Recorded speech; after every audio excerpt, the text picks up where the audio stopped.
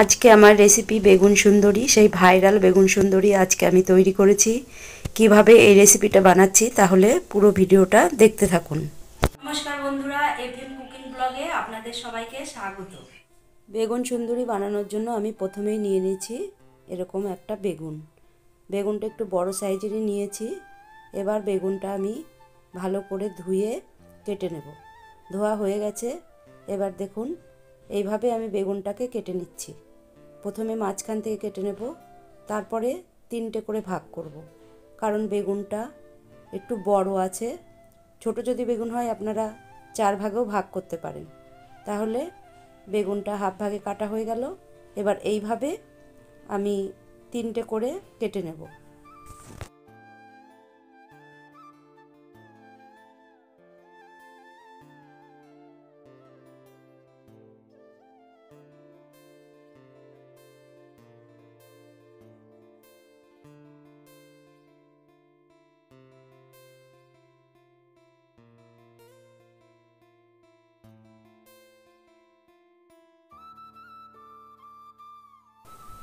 বেগুনগুলো এইভাবে লম্বা লম্বা করে কেটে নিয়েছি। এবার দিয়ে দিচ্ছি নুন, দিয়ে দেব হলুদ। এবারে এগুলো ভালোভাবে আমি ম্যারিনেট করে নিচ্ছি।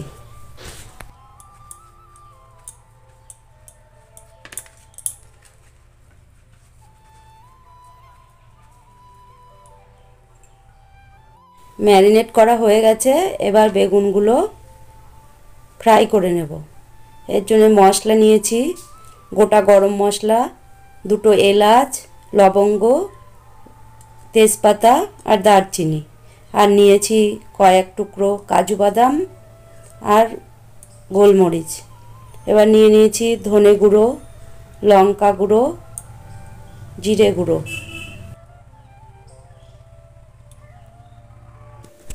এবার নিয়েছি টমেটো বাটা। আমি একটা টমেটোর অর্ধেকটা বেটে নিয়েছি, আর নিয়েছি ধনে পাতা আর কাঁচা লঙ্কা আমি এইভাবে কেটে রেখে দিয়েছি।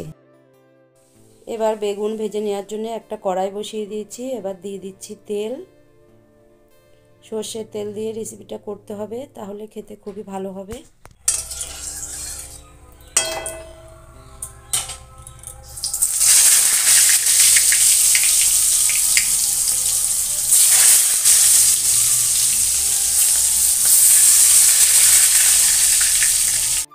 এবার বেগুনগুলো আমি উল্টে দেব। উল্টে পাল্টে ভালো করে আমি বেগুনগুলো লাল লাল করে ভেজে নেব। বেগুনগুলো সব ভাজা হয়ে গেছে। এবার একটা প্লেটে আমি এক এক করে তুলে নেব। এইভাবে আমি হাত দিয়ে তুলে নিলাম। এবার এটা খুন্তি দিয়ে তুলে নিচ্ছি।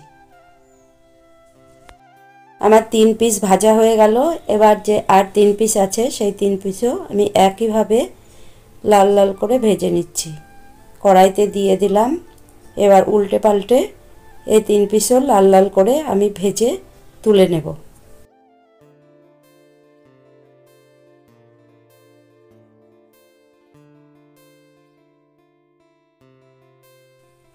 দেখুন সব কটাই আমার ভাজা হয়ে গেছে, কড়ার থেকে তুলে নিয়েছি।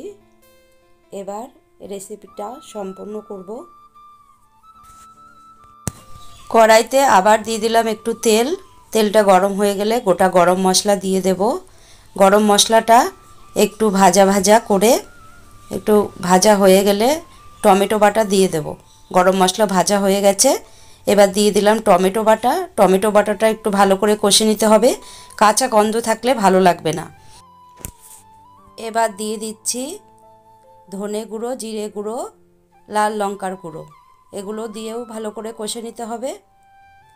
এগুলো দিয়ে আমি একটু ভালো করে তেল ছেড়ে আসা অবধি কষে নিচ্ছি। এই দেখুন এভাবে কষে নিতে হবে। এবার দিয়ে দিচ্ছি লবণ, দিয়ে দেব হলুদ, দিয়ে একটু কষে নিয়ে দিয়ে দেব আগের থেকে বেটে রাখা কাজু বাদাম আর গোলমরিচ।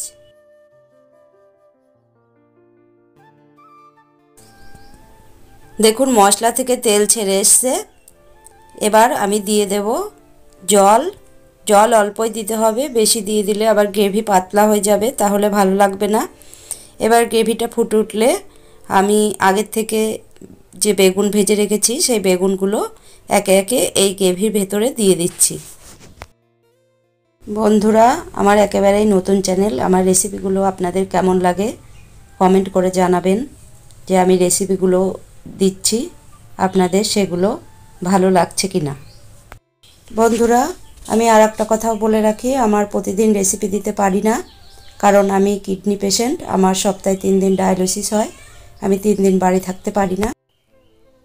দেখুন গ্রেভিটা ঘন হয়ে এসছে। এবার ওপর দিয়ে দিচ্ছি ধনেপাতা কুচি আর দিয়ে দেব কাঁচা লঙ্কা। কাঁচা লঙ্কার ফ্লেভারটা খুবই সুন্দর লাগে, আপনারা ইচ্ছা করলে দিতেও পারেন নাও পারেন। এবার দিয়ে দেব কাঁচা লঙ্কা, এইভাবে দিয়ে একটু ফুটিয়ে নেব, তাহলে ফ্লেভারটা খুবই ভালো লাগবে।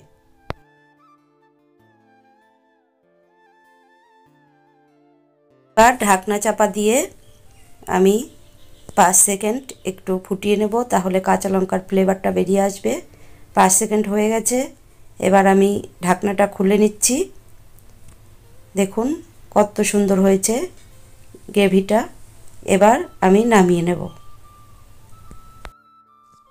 বন্ধুরা, আমার বেগুন সুন্দর রেসিপিটি যদি আপনাদের ভালো লেগে থাকে তাহলে ভিডিওটিতে একটি লাইক দেবেন আর চ্যানেলটি সাবস্ক্রাইব করে বেল নোটিফিকেশনটি অন করবেন। দেখুন বেগুন সুন্দরী রেসিপিটি আমার কমপ্লিট হয়ে গেছে। এবার প্লেটে তুলে নিচ্ছি। দেখুন কত অভিনব হয়েছে, খুব ভালো লাগছে কি না।